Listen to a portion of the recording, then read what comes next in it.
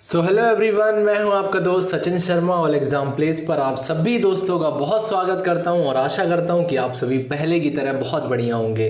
Daily current affairs की हमारी series में आज हम 22 सितंबर 2020 के सभी इंपॉर्टेंट करंट अफेयर्स के क्वेश्चंस का डिस्कशन करेंगे। ये questions bank, SSC, RRB, NTPC, railway group D exam, jail प्रहरी, व्यापम, स्टेट पीएससी जैसे एग्जाम्स में आपके लिए बहुत ही ज़्यादा इंपॉर्टेंट साबित होने वाले हैं।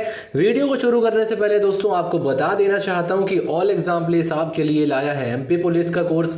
आपके जैसे बहुत सारे स्टूडेंट्स हमारा ये कोर्स ज्वाइन कर चुके हैं।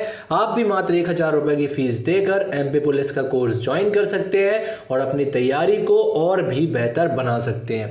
दोस्तों वीडियो के एंड में मैं आपसे डेली करंट अफेयर्स का एक क्वेश्चन भी पूछने वाला हूं जिसका जवाब आपको कमेंट बॉक्स में देना है। तो चलिए हम शुरू करते हैं अपना आज का लेसन। हमारा आज का पहला प्रश्न है, विश्व अल्जाइमर दिवस कब मनाया जाता है? दोस्तों वर्ल्ड अल्जाइमर्स डे प्रत्येक वर्ष 21 सितंबर को विश्व स्तर पर मनाया जाता है।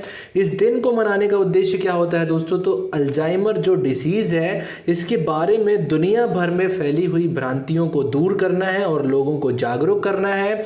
वर्ष 2020 में अल्जाइमर दिवस की थीम है let's talk about dementia. Dementia का मतलब होता है एक प्रकार से पागलपन बोल सकते हैं आप। तो दोस्तों इस दिन को मनाने की शुरुआत कब से हुई थी? तो वर्ष 1994 से इस दिन को मनाने की शुरुआत हुई थी। हमने अल्जाइमर का नाम बहुत सुना है, लेकिन ये अल्जाइमर बीमारी क्या होती है इसे भी हम जानेंगे।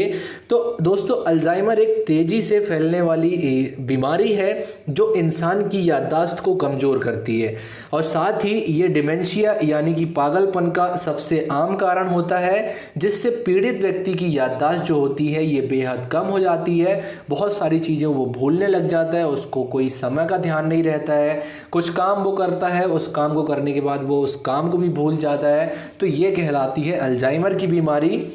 कुल मिलाकर आप ये कह सकते हैं कि अल्जाइमर जो है ये एक भूलने की बीमारी होती है। तो हमारा जो प्रश्न है कि विश्व अल्जाइमर दिवस कब मनाया जाता है? तो ये मनाया जाता है 21 सितंबर को। दोस्तों 21 सितंबर को एक और बहुत ही ज़्यादा इंपॉर्टेंट डे मनाया जाता है। ये है अंतर्राष्ट्रीय शांति दिवस यानी इंटरनेशनल पीस डे। तो इसे भी हमें याद रखना है। 18 सितंबर को मनाया जाता है विश्व जल निगरानी दिवस। 17 सितंबर को मनाया जाता है विश्व रोगी सुरक्षा दिवस और 16 सितंबर को आप सभी को पता है अंतर्राष्ट्रीय ओजोन संरक्षण दिवस मनाया जाता है। बढ़ते हैं अगले प्रश्न की ओर। हमारा अगला प्रश्न है, एनटीआरओ का प्रमुख किसे नियुक्त किया गया है? दोस्तों रिसेंटली अनिल धस्माना जी को नेशनल टेक्निकल रिसर्च ऑर्गेनाइजेशन का प्रमुख नियुक्त किया गया है। अनिल धस्माना जी पूर्व में रिसर्च एंड एनालिसिस विंग के प्रमुख भी रह चुके हैं। वर्ष 1981 बैच के आईपीएस अधिकारी अनिल धस्माना जी एक पाकिस्तान विशेषज्ञ हैं और वर्ष 2019 की जो बालाकोट की एयर स्ट्राइक हुई थी ये उसके प्रमुख योजनाकार भी थे। दोस्तों अब बात करते हैं एनटीआरओ यानी राष्ट्रीय तकनीकी अनुसंधान संगठन के बारे में। तो दोस्तों एनएसए नेशनल सिक्योरिटी एडवाइजर जो हमारे जो हैं राष्ट्रीय सुरक्षा सलाहकार, इनके अधीन एक तकनीकी खुफिया एजेंसी टेक्निकल इंटेलिजेंस एजेंसी होती है ये एनटीआरओ, और इसे वर्ष 2004 में स्टैब्लिश्ड किया गया था। आपके लिए क्वेश्चन ये है कि हमारे देश के पहले एनएसए कौन थे और वर्तमान में हमारे देश के एनएसए कौन है, ये आपको कमेंट सेक्शन में बताना है। प्रश्न पर वापस लौटते हैं। प्रश्न में हमसे पूछा है कि एनटीआरओ का प्रमुख किसे नियुक्त किया गया है? तो नेशनल टेक्निकल रिसर्च ऑर्गेनाइजेशन का प्रमुख नियुक्त किया गया है अनिल धस्माना जी को। अरविंद कुमार जो है दोस्तों ये हमारे देश में जो इंटेलिजेंस ब्यूरो है आईबी जो है इसके प्रमुख है। सामंत गोयल की बात करें तो ये रिसर्च एंड एनालिसिस विंग के प्रमुख हैं। राकेश आस्थाना की बात करें तो ये एनसीबी नारकोटिक्स कंट्रोल ब्यूरो के अध्यक्ष हैं या चेयरपर्सन है, डायरेक्टर हैं। इसके अलावा दोस्तों एक और व्यक्तित्व है जिनका नाम है ऋषि कुमार शुक्ला। इनका संबंध मध्य प्रदेश से है। सीबीआई के डायरेक्टर हैं, सेंट्रल ब्यूरो ऑफ इन्वेस्टिगेशन जो है हमारी ये इसके हेड हैं।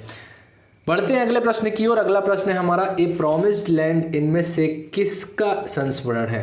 दोस्तों रिसेंटली अमेरिका के पूर्व राष्ट्रपति जो है बराक ओबामा, इनके कार्यकाल के संस्करण ए प्रॉमिस्ड लैंड को जारी करने की घोषणा जो है इनके द्वारा रिसेंटली की गई है। 786 पन्नों की इस किताब को पेंगुइन रैंडम हाउस द्वारा प्रकाशित किया गया है और नवंबर 2020 को 25 भाषाओं में जो है इस पुस्तक को जारी किया जाएगा। दोस्तों ए प्रॉमिस्ड लैंड बराक ओबामा के राष्ट्रपति काल के दौरान की घटनाओं का एक संकलन है। इसके 2 संस्करण हैं। ये इसका पहला संस्करण है और इस संस्करण में बराक ओबामा के प्रारंभिक राजनीतिक जीवन, मतलब इनके जो राजनीतिक जीवन है इसकी शुरुआत कैसे हुई, और 2008 के जो राष्ट्रपति अभियान हुए थे, और साथ ही 2011 में ओसामा बिन लादेन की मृत्यु के साथ जो है इनकी इस किताब का पहला संस्करण समाप्त होगा। तो अभी पहला संस्करण आएगा, इसके बाद इसका दूसरा संस्करण भी आने वाला है। तो हमारा जो प्रश्न है कि ए प्रॉमिस्ड लैंड इनमें से किसका संस्करण है, तो ये है सी, बराक ओबामा जी का। हमारा अगला प्रश्न है दोस्तों कि मानव पूंजी सूचकांक में भारत किस स्थान पर रहा है। दोस्तों रिसेंटली विश्व बैंक ने the human capital index 2020 update human capital in the time of कोविड-19 शीर्षक से एक रिपोर्ट जारी की है। मानव पूंजी सूचकांक या human capital index 2020 human development practice group और विश्व बैंक के बीच सहयोग से बनाई गई है।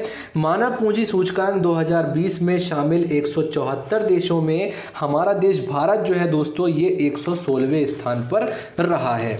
इस सूचकांक में सिंगापुर पहले नंबर पर है, हांगकांग और चीन दूसरे नंबर पे है और जापान जो है ये इस सूचकांक पे तीसरे नंबर पर रहा है। इस इंडेक्स में दोस्तों मार्च 2020 तक दुनिया के 174 देशों की 98% आबादी को कवर करने वाला स्वास्थ्य और शिक्षा का डेटा जो है शामिल है। मतलब सीधा सा ये हुआ कि मार्च 2020 तक दुनिया भर के जो 174 देश हैं, यहाँ की जो 98% पॉपुलेशन है इसको कवर करने वाला ये डेटा है, जिसमें स्वास्थ्य और शिक्षा का डेटा शामिल है।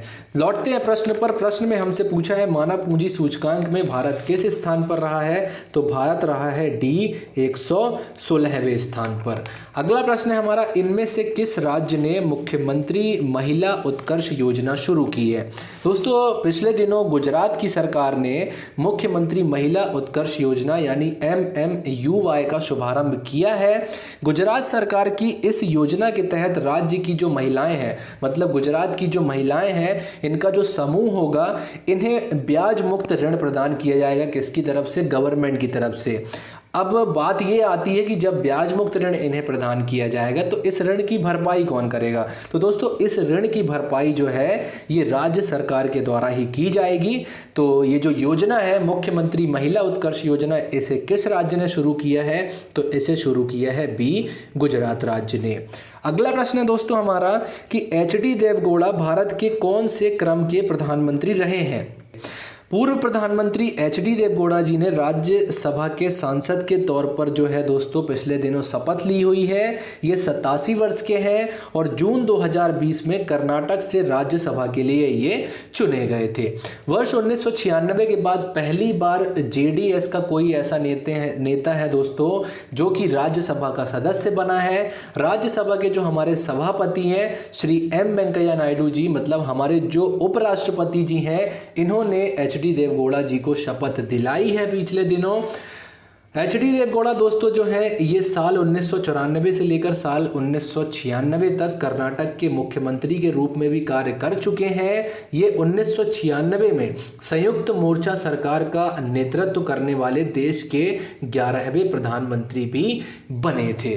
तो इन सारी बातों को हमें याद रखना है। इन्होंने राज्यसभा की सदस्यता ली है, मतलब राज्यसभा में इन्होंने शपथ ली है। तो हमसे परीक्षाओं में हो ना हो कहीं पर यह प्रश्न पूछा जा सकता है कि ये कौन से क्रम के प्रधानमंत्री थे, या फिर ये भी पूछ सकता है कि ये कितने वर्षों के लिए या किस वर्ष से लेकर किस वर्ष तक भारत के प्रधानमंत्री के रूप में अपनी सेवाएं दे चुके हैं। इसीलिए इस क्वेश्चन को मैंने अपने वीडियो में कवर किया है। प्रश्न पर वापस लौटते हैं। प्रश्न में हमसे पूछा गया है कि HD देवगौड़ा भारत के कौन से क्रम के प्रधानमंत्री रहे हैं, तो ये रहे हैं सी, 11वें नंबर के।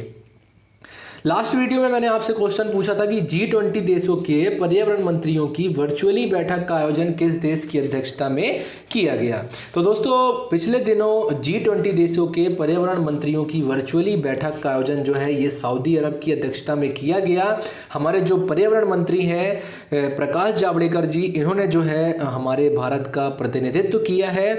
इस बैठक की शुरुआत दोस्तों हुई थी भूमि के क्षरण को कम करने से लेकर और जो कोरल रीफ होती है इसके संरक्षण को लेकर के इस G20 की बैठक में बहुत ही विशेष तौर पर बातें की गई थी।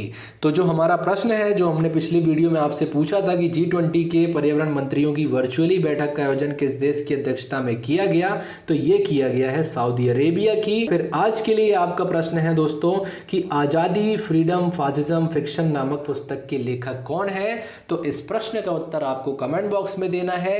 यहीं पर समाप्त होता है हमारा आज का लेसन। उम्मीद करता हूँ आपको डेली करंट अफेयर्स की हमारी ये सीरीज काफ़ी पसंद आ रही होगी। अगर आप हमारे चैनल पर नए हैं और अभी तक आपने हमारे इस चैनल को सब्सक्राइब नहीं किया है दोस्तों, तो अभी इस चैनल को सब्सक्राइब करें। और हाँ, जिन छात्रों ने हमारे इस चैनल को सब्सक्राइब कर दिया है उन सभी छात्रों का मैं हृदय से धन्यवाद करता हूँ। आपसे मिलेंगे अपने अगले वीडियो में, तब तक के लिए नमस्कार, जय हिंद, जय Bharat and thanks for watching this video.